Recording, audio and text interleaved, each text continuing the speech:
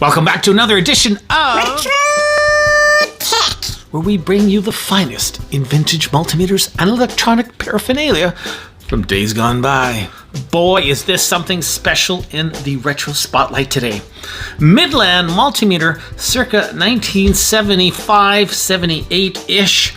Wow, this is a classic. Established way back in 1959, MIDLAND Radio Corporation has been on the forefront of radio and weather tech since the beginning. Headquartered in beautiful Kansas City, Missouri, MIDLAND has led the way in supplying CBs, GMRS, weather systems, and emergency radio technology. So MIDLAND has been in the biz, the tech biz, for a long, long get a load of this. If you remember the good old days of CB radio, well, guess what? MIDLAND Radio is known as the first CB radio manufacturer in the United States. So they were on the forefront of that CB craze. So this company has some solid American grassroots. Oh, love it. We're looking at the 23-094. This is a tiny little analog multimeter, which I picked up brand new in the box. It was still wrapped in plastic. Yes, that's only the second time I've taken the plastic off. Can you imagine a meter that old? 45 plus years old.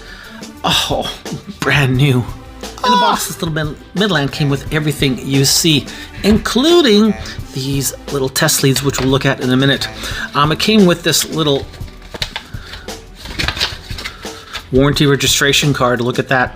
You had to fill this in within 10 days of purchase in order to not void the warranty. Well, I guess I missed that one, didn't I?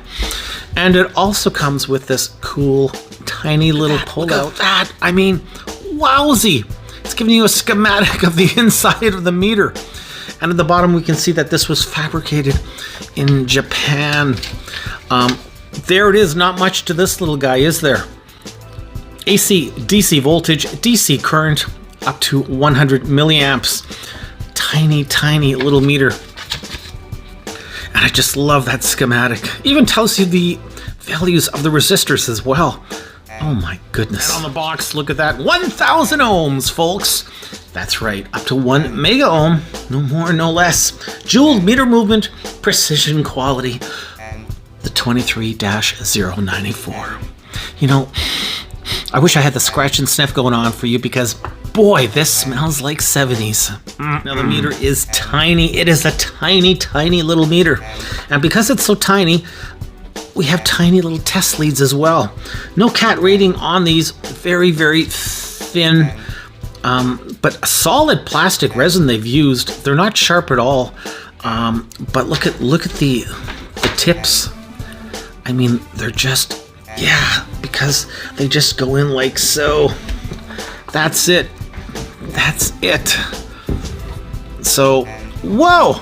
This is, I'm excited. I just love this old retro tech. The only thing this didn't ship with was the battery. No battery was included. Probably a good thing, because after about 45, 50 years, I don't know how good it would have been.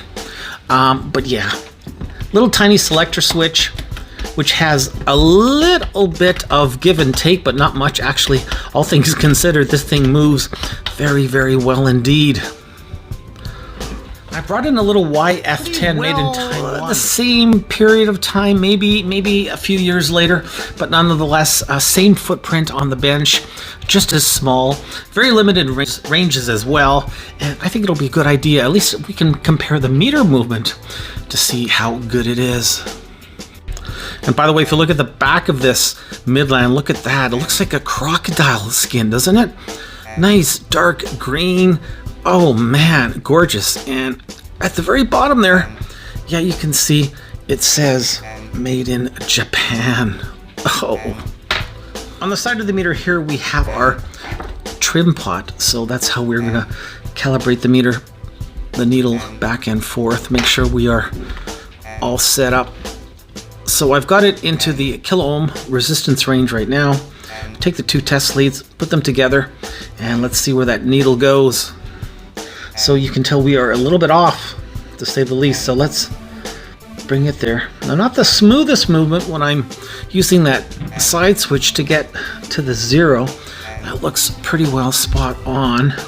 Whenever you're doing this with an analog meter, you definitely want to be flat on a surface like I'm doing here, as opposed to having the meter standing up. And let's see, here we are again. It's definitely a little fussy here, a little fussy. Let's try that. So that seems to be accurate enough. I'll do the same thing with the, got it into the resistance range.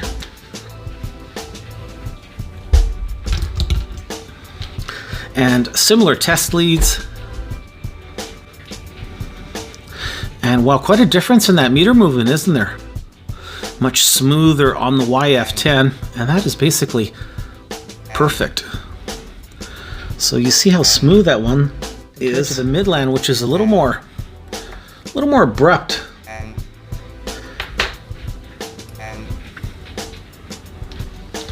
All right, let's do a little testing. So right now I'm on a 20K setting here in the decade box, and you can see pretty close. Let's bring it up to 50K. And yeah, that is just under that 50K marker. Let us try 100K. And that looks to be about spot on. Let's bring it back to 10K. And a little bit of fluttering with that needle. But yeah, looking good.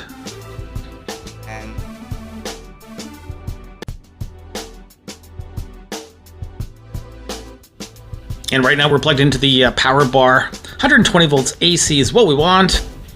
And 120 volts AC on. If we take a quick look at the size differential, yeah, when I say it's a small meter, I'm not kidding. Look at the size of that triplet in stark contrast to the little Midland. Whoa! So something happened with your CB radio back in the day. Well, you pulled out your Midland multimeter and you fixed it. The little Midland utilizes the standard analog meter movement, basically a stationary magnet moving coil. The movement consists of a permanent type magnet and a rotating coil in the magnetic field. Uber common and really par for the course with most analog style multimeters. Okay, I've got a vintage pair of Toshiba batteries. These are old, and you know what? They're still wrapped. Let's unwrap one. Wow, look at that. I mean, looks brand new. Duracell, are you watching? Holy moly. Anyway, let's see if we still have some juice after all this time in this old Toshiba AA. So we're going to put this into the 10 setting on the Midland, DC volts. And now we're going to be looking at that line over there. Now we don't have a mirror on the little Midland, so parallax offset here. So it'll be, you know, generally speaking, accurate, but not 100%. Yeah, unfortunately this meter tells me that the old Toshiba is dead. Taking a peek at the inside of this beautiful little meter.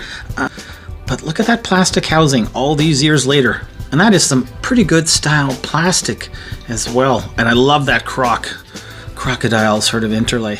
Here is the selector switch, which is kind of cool because if you look at it, of the unit, that rotary selector switch, look at that steel inlay making contact with all of those tracks. There's a small little stainless steel ball right in that housing,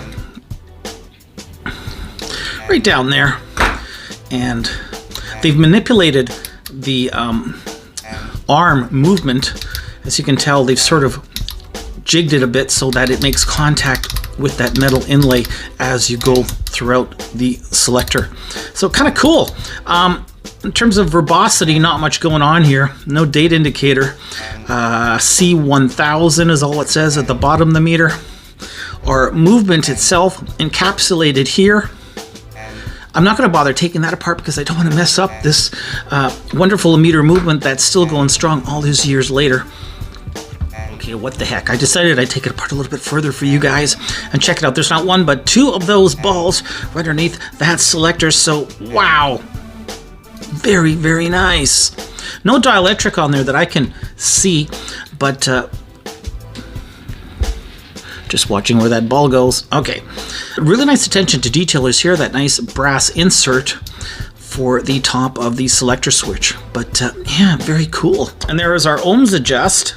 Variable pot. Not the smoothest in the world, that's for sure, compared to the little YF10 that we used earlier. Definitely a little more, not as succinct, let's just put it that way. A little more rough around the edges, but hey, that's okay. Thanks for joining me for this little sojourn down vintage memory lane. You, me, and the Midland Pocket Multimeter 23094. Analog extraordinaire.